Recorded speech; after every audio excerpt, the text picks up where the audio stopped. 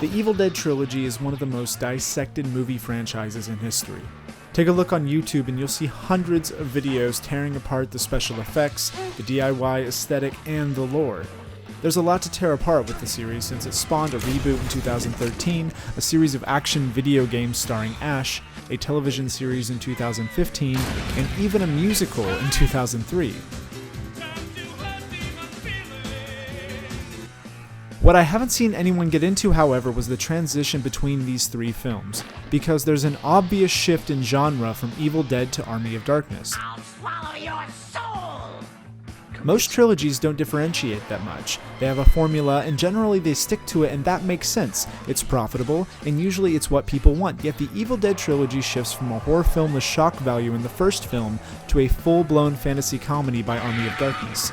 It seems unnatural, but with a glimpse into the lives of Sam Raimi and Bruce Campbell before the first film was even made, this change in genre makes complete sense. Let's start with their childhood.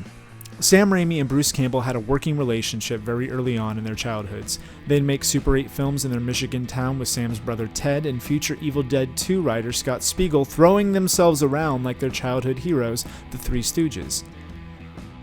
And if you've seen Army of Darkness, and honestly, if you're watching an Evil Dead video essay, I'll assume you've seen it multiple times, you're probably already seeing some possible influences that leak through.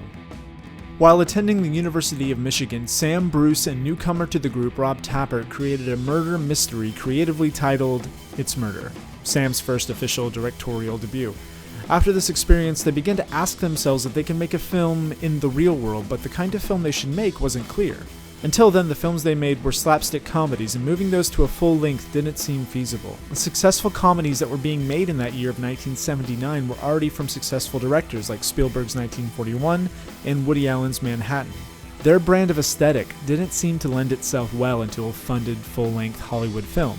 At least not until they began to sit in on screenings of It's Murder. Sam noticed that while the film itself wasn't received well, the things that always got a reaction no matter what were the scares. As Bruce summarized in his book If Chins Could Kill, aside from comedy, scares were the only other guarantee of provoking a strong reaction from an audience. The best way to watch a horror movie, I think, is to see it in a full crowd, because you get this energy going where the audience collectively gets afraid and it spreads throughout the crowd like wildfire if it's working. And if there's a good scare and it's working, they'll shriek their heads off in unison. After doing more research, they also found that the schlock horror films of the time, like Massacre at Central High and Revenge of the Cheerleaders, boasted non-name actors, few locations, and thankfully not many effects minus the buckets of fake blood required for them to keep the gore going once it started. This $1,600 film titled Within the Woods allowed them to experiment with different prosthetics and gave them the confidence and a prototype to shop around to make the full-length The Evil Dead. After a couple years of fundraising, they had all they needed to start filming. The completed product took all they had learned from the research and ran with it. Once the blood starts, it doesn't stop. The effects looked horrifying, even some of them, like the pencil in the ankle, hold up today. The influence of the Stooges on this group of friends isn't exactly present in the film, but there are credits for Fake Shemps played by Ted Raimi and Scott Spiegel. Fake Shemp being a reference to the actors who pretended to be Shemp after his death in 1955, while Moe and Larry were still contracted to make 3 more films. With the commercial success of the first horror film, Sam Raimi had an opportunity to make a horror more in line with the type of films he made with his friends in Michigan years before. He worked with Scott Spiegel on a script for an Evil Dead sequel, but having lost the rights to their original film at the time, they had to stall on their initial idea of Ash traveling in time and focus more on the cabin story.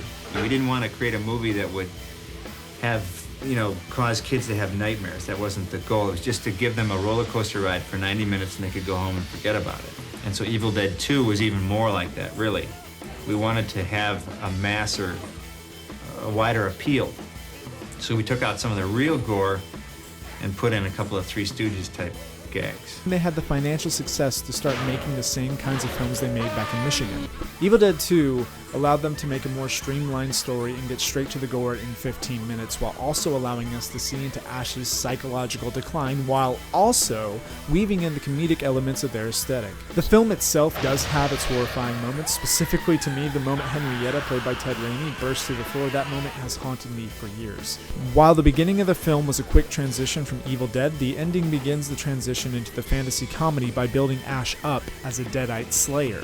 This is accomplished with subtle nods to Jason and the Argonauts, a prophecy about a chainsaw-wielding hero in the Necronomicon, a hero's suit-up that is a normal part of any Marvel film at this point, a literal shift in music, and finally, the introduction of Ash's one-liners.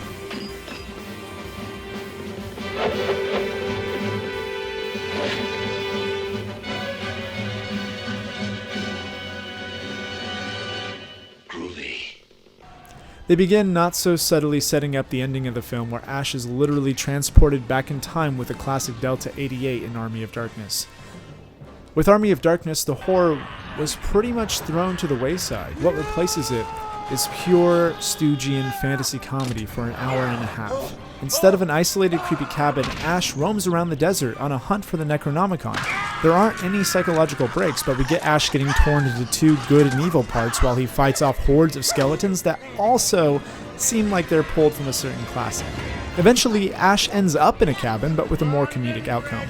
Falling down, falling down, falling down. With this film, Raimi was finally in a position professionally and financially to make the feature-length comedy film they wanted to make when they first started. Sure, he wasn't on Spielberg's level, but the little amount of footing allowed him and his friends to make a movie that showed off their aesthetic.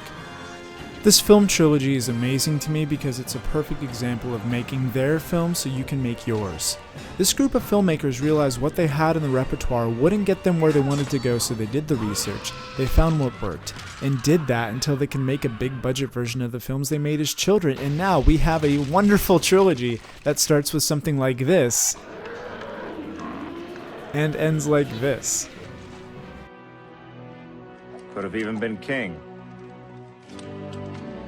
But in my own way, I am king. Hail to the king, baby. Thanks for watching.